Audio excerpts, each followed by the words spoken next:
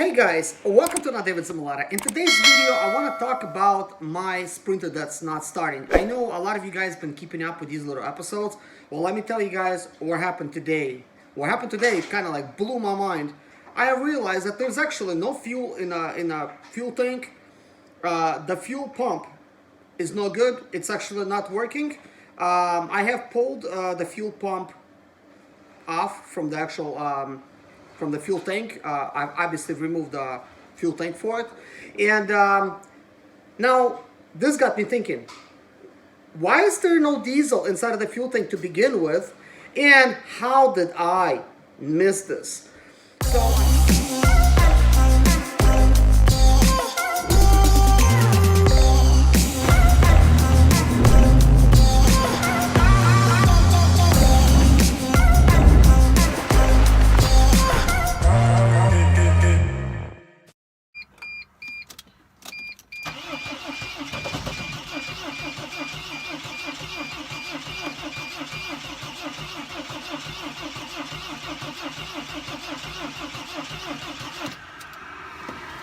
You know, it did start up and quit, so sometimes what happens is mass airflow sensor goes bad, and that's why it quits.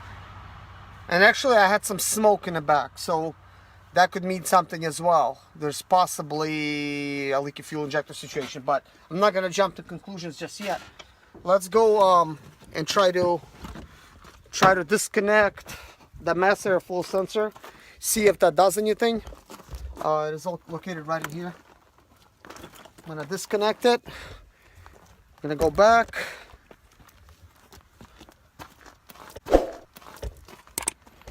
I'm just using my front camera for this one, so I could kind of see you guys, I guess.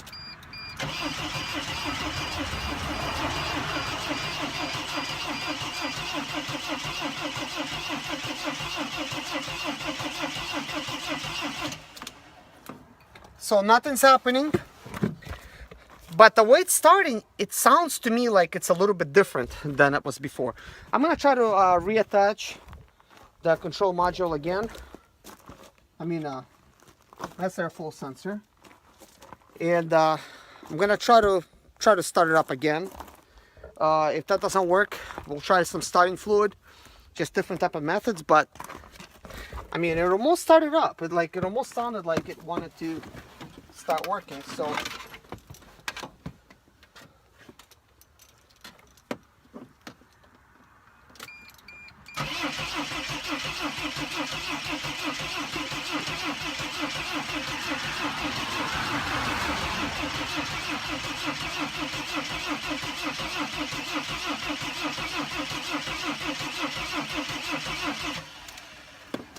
So I think that's enough for now.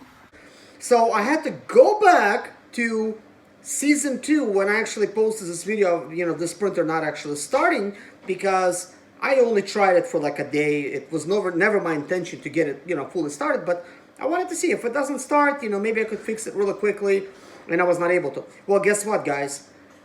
I actually have that clip. I actually, I saved the link to that video. You could go watch that whole video, but I'm going to show you a clip a little bit in a second, what we actually did. Why is that little clip important? Well, I'm kind of thinking, did I not see that it was an empty fuel tank? Like, how did I miss that? Well, I went back to that clip and I've taken a look at it, and it's showing on full. So I'm thinking, thank God I didn't miss it. So this is why I did not even notice it. I wasn't even looking at the speedometer. I wasn't not even concerned with the fuel, not even being inside the fuel tank to begin with. So this is kind of weird. But I feel better now knowing that at the time when I was actually trying to start it, to begin with, the Sprinter did have a full tank of diesel. So a mystery here: where did the diesel go? Well, it didn't go anywhere. This thing was parked for 2 years. Diesel does not evaporate. Gas does. I mean, I have my suspicions that this maybe was gas, but I think it's impossible that even gas would evaporate from this diesel fuel tank. It just makes completely no sense. But anyways, I did get 1 gallon of diesel from the fuel tank. Of course, it was just way at the bottom there, and this would not be enough for for the fuel pump to actually pick it up and, you know, to send it where it needs to go. Now, it not having fuel is one issue, but also the fuel pump it's not even pumping, and there is a way to test it, and I've actually tested this, and here's how I tested it. Once I actually removed the fuel tank, I pulled the fuel pump out. So then I went underneath the van and plugged the electronical portion into its original place underneath the van, and I had one of my kids twist the key just to that one position. So immediately the fuel pump should start pumping fuel. Well, guess what, guys? It didn't. Nothing was actually working. So then I removed another fuel tank and another fuel pump from another Sprinter that I have. Good thing I have parts, right? Can you twist it all the way forward and just don't start it? Just twist it forward to where it's running. Okay, twist it back. Okay. Twist it on. No, don't start it. Twist it like you're gonna start it, but don't start it. Twist it back. Twist it forward. Okay, stop. Guys, I'm not getting anything. Let's see what it does. And it should make some kind of noise, at least pumping noise, something. Hey, Jason, be careful, it's all dirty.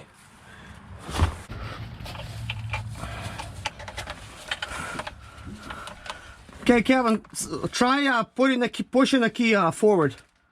Don't start it, just put it forward. Okay, turn it back. You see, guys? This is a working fuel pump. This was our problem. Twist the key back. Just turn it off, Sanok. Okay, good job. So then I took that fuel pump and I connected to those wires, and I wanted to see, could this be an electrical issue or maybe it's just a pump? Well, guess what? Plug that pump in, it's working fine. So that is actually, you know, sucking diesel. So that is good. So we know that much. So I'm kind of thinking, look, there's three problems right now in one. For one, it is the wrong type of fuel in there to begin with, and it's not enough. It's only like 1 gallon of it. It smells like old, stale gasoline. That's what it smells like.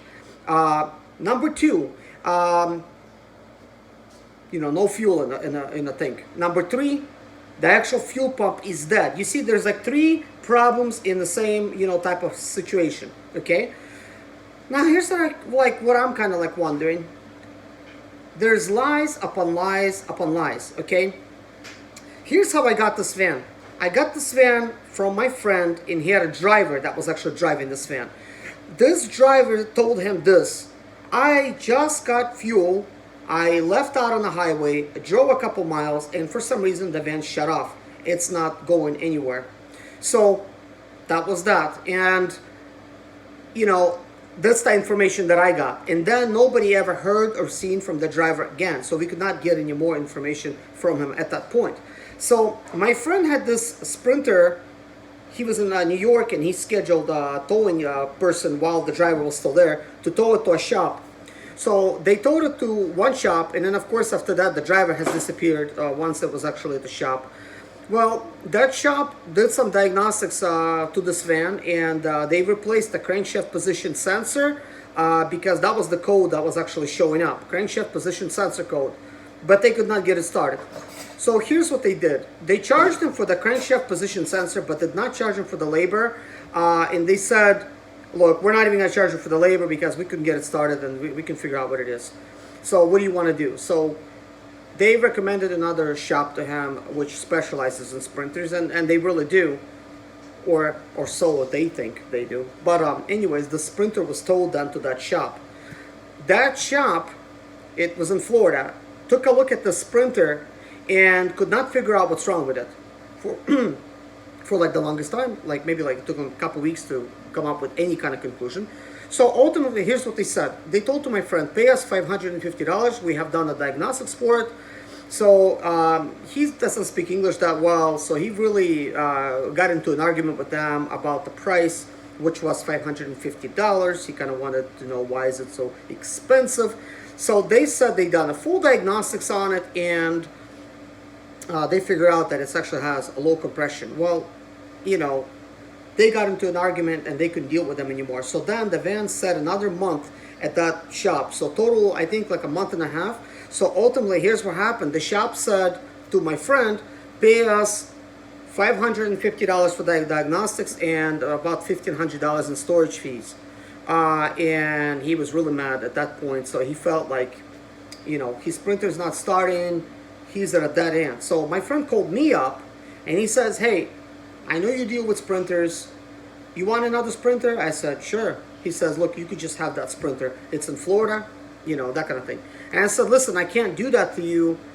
I mean, if it's not starting, let me give you a price for a broken sprinter because I don't know what's wrong with it. You know, we don't know, obviously. So then I offered him $1,500, but I said, I'll give you $1,000 and I'll pay the $550 for the actual diagnostics to those guys. So then I was able to negotiate with them and got rid of the storage fees completely and just paid for the diagnostics, just so we're clear on that one. And I said, listen, you know, there was a misunderstanding. You know, the guy does not speak English that good, and he, you know, was not communicating with you, you know, correctly because, you know, he does not know what's going on, and everything that you explain is like, you know, it's like real pointless. So anyways, then they agreed, but they were like really mean. Like when I got to that shop, man, they were so shady and so slippery, if you know what I mean. And I could tell they're like something is really shady about that place. They had a lot of sprinters back there, but even when I talked to the mechanic and I said, you know, look, you charged $550, like at least, you know, what is your conclusion, that kind of stuff. And you know, I was asking him like, why does it like not start? Like why they could not figure it out, basically, you know, kind of like that. So he kind of like took it to heart, you know, because I told him that basically they could not figure out like how to start the sprinter, and they had it for so long. So then he's like, well, what do you think it's wrong with it, you know? And I'm like, well, I don't know. I haven't looked at it yet, you know? So, but here's the thing. Ultimately, we know there's no fuel in the tank. The fuel pump is not working. There is wrong type of fuel in there. These things could have been easily avoided and easily checked. You don't need no $550 diagnostics fee. Maybe like $150, you know, fee to check these things out, you know. Of course, you could plug it in. You could check the fuel pressures. I mean, you could simply at least even see if it's getting any kind of fuel at all from the fuel, you know, from the fuel pump. So what I simply did is I actually disconnected the fuel hose from the fuel filter that's going into the engine. And I started cranking. I asked one of my kids crank it, and then I'm looking, you know, and I'm like, it's dry. There's no fuel in there whatsoever. So I'm kind of thinking, okay, it's just a dead fuel pump. But I'm still under the impression it is a full tank of gas. I mean, of diesel. So I'm kind of thinking, look, they completely missed this. They completely misdiagnosed it. They basically did not tell the truth about them diagnosing this vehicle at all. As a matter of fact, they did not even touch it. Like, there is no way they could have got the compression readings like they're saying they did, because you need to remove the glow plugs in order to actually to test the compression, which is complete false. But this just leads me to, you know, kind of like the next thing. I mean, look, this kind of thing happens every day. Bad mechanics, that's really shady. They're giving a bad rap to honest mechanics, and there's plenty of honest mechanics. It's just like a few bad apples, they ruin the whole, you know, the whole batch, basically, you know, this type of thing. So, you know, but I started kind of like thinking, okay, look, they could have tested the fuel pressure. I'm pretty sure they have the proper, you know, fuel pressure, you know, type of tools. Of course, they have the, you know, the compression tools, you know, that's out of the question. But they didn't do any of that.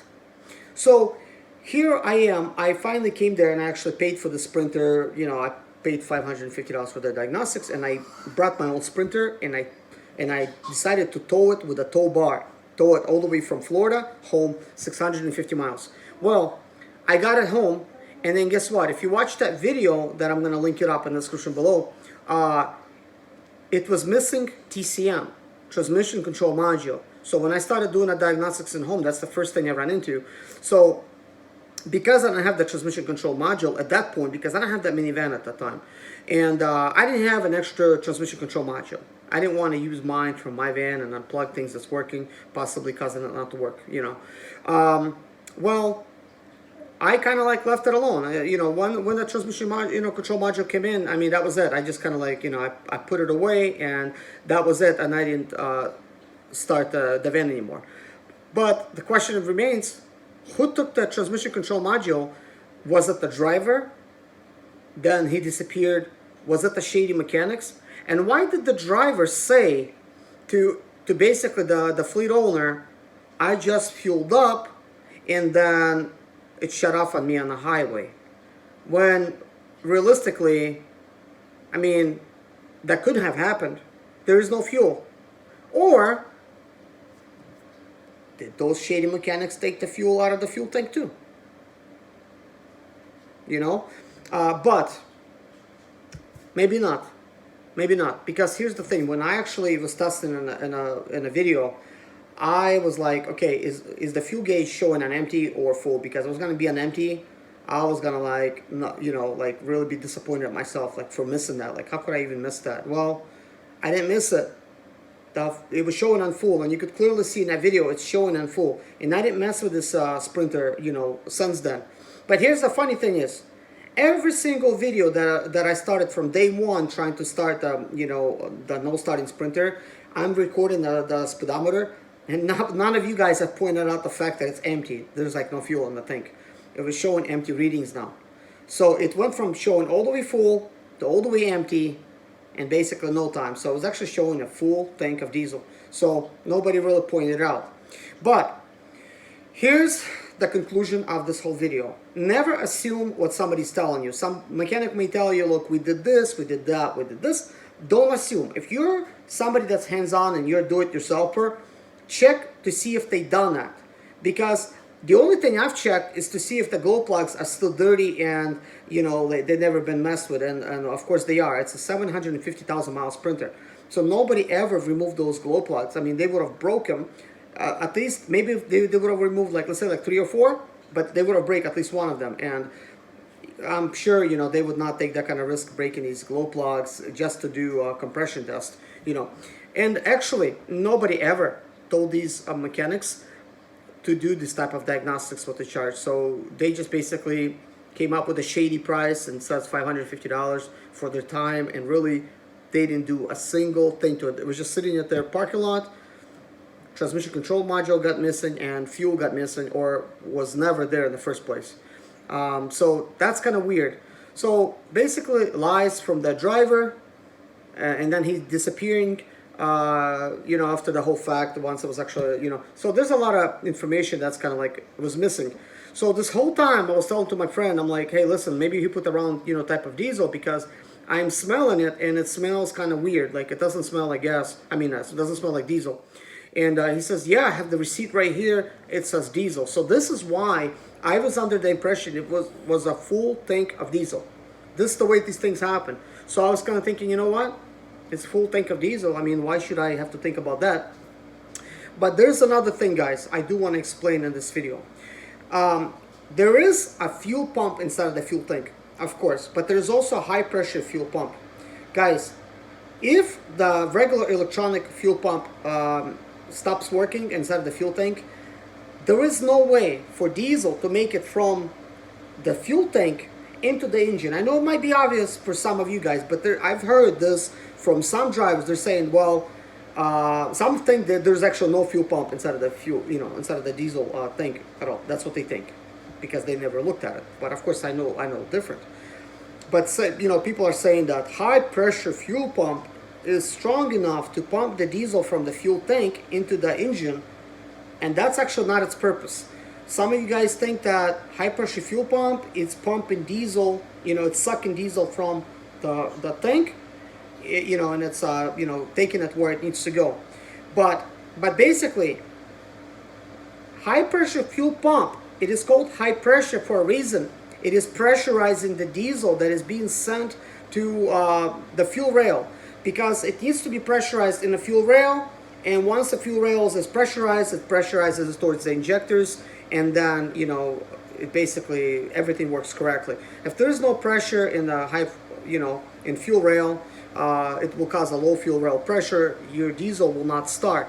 So high pressure fuel pump is used to pressurize the diesel you know, that goes to the fuel rail.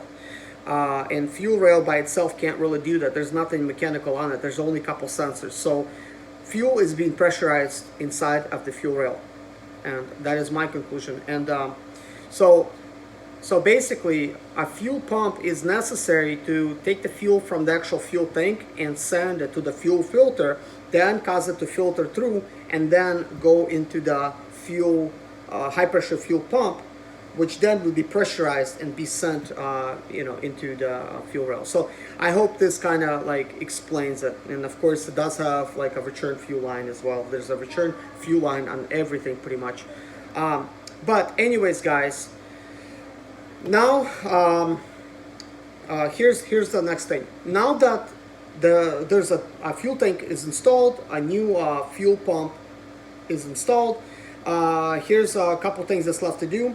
I'm going to go ahead and actually install a different fuel filter from a different van that was actually running before. I'm just going to take that with its, you know, hoses and stuff, plug that up where it needs to go, and then we're going to need to just remove some diesel from one of my other vans that I know it's actually diesel. Get that out of there, pour it inside of the fuel tank, and we're going to start trying to start this van up. But of course, it was really apparent from the last video that there's lots of air in the fuel system. So I'm gonna run into an issue where I have to bleed the fuel, you know, the whole fuel system. I'm gonna have to bleed it. And I'm gonna be bleeding them at the injector by removing one by one fuel injectors. So I hope you guys don't miss that video. But of course, I will attempt to start it without bleeding the system. And this is just to prove a point. If it does start, after you know there's lots of air in it, or it doesn't start and we have to bleed it. So this is something I want to find out as well. But also, I found another problem with the Sprinter, and it has to do with the turbo. I'm noticing that the turbo leg is actually not moving, so there's possibility of the turbo turbo actuator. Actually, in this case, it is probably bad, and it's not working correctly to do the proper thing with the turbo leg. So that also will cause the Sprinter not to start. So we have a couple things to really work out here. But guys, I have my mind set to really get the Sprinter running. But the day goes by kind of quickly, and with filming and everything and editing, my time gets used up really quickly. Plus, I think I really don't manage my time good enough, you know, but I'm working on it. But anyways, guys, thank you so much for watching this video. I hope you guys enjoyed this little series. Please like this video and subscribe to my channel. This channel is about Sprinter knowledge, Sprinter information, and Sprinter help. And I am here to help you solve your Sprinter issues. And this is why I am doing what I'm doing with this. I really don't need the Sprinter to be running at all, but I'm doing it just to see if we could get another Sprinter running. And I'm actually going to continue doing that. Instead of just like parting these Sprinters out, I'm only going to probably like part like a couple of them out, but I'm going to get all of them running. And this is so that I could share this knowledge with you guys and this know-how, and get more do-it-yourselfers and more Sprinter owners knowledgeable about their own Sprinter, and at least to be able to learn from this and to be able to go back and think, oh, so my Sprinter's having this situation, and I already seen that in the video, let's try this or let's try that. I think it's a lot more helpful than having a Sprinter forum that lots of people just put their input on something that they haven't seen before. At least you guys have the visual, and you guys could put the input, what you guys are thinking in the comments below. You know, we all are trying to learn, and I'm still learning. There's lots of things that I don't know yet. So I'm trying to learn by this as well, because I already solved so many different Sprinter issues, but sometimes, again, like Sprinter makes a new challenge for me and probably for you. And I think this year, there's going to be many of you guys that the Sprinter is not going to work for one reason or another. And I really hope that my channel is going to be a source of information to help you get your Sprinter going again. And in fact, free. But keep in mind, this is what I do for a living now. I'm a YouTuber, and I actually don't make enough money, guys. Otherwise, I would actually do some more planned videos for you guys, but I need extra money to buy that stuff, and I don't have that kind of money. So if some of you guys would like to support this channel, feel free to donate to my PayPal account, or if it makes you feel better, to donate to Patreon. I don't know why it would, but please feel free to donate, and try to use some of my links that I have, which are affiliate links. They will, you know, and buy yourself parts that are cheaper and pretty good quality. And that's gonna help me as well. And also, if you want to support my channel by buying a t-shirt, I do have t-shirts at the bottom of each video. They're made by a company that's called Teespring. I'm the one that designed them, and half of the proceeds from this t-shirt, they go to me. So at least you're gonna get your t-shirt on time, and you know, that kind of stuff. So you can support me that way. But guys, I am completely devoted to my channel and to you guys, to try to spread my knowledge and share this information with everybody, and we can learn from each other. Well, anyways, guys, thank you so much for watching. Take care of yourself, guys, and see you in my next video. Bye-bye. My name is Serge Zimaleta. I'm 37 years old, and yes, I experienced success after buying my first home for cash. Back in 2011, I was broke, but I learned to solve problems on my own. Now, I'm helping others to solve their problems. I know what pitfalls to avoid to stay profitable in business. Need motivation to be more successful in your life? Do you have sprint or expedite or business problems? Then subscribe. Let's find creative solutions to your problems. Hit the bell notification so you don't miss any of my helpful videos.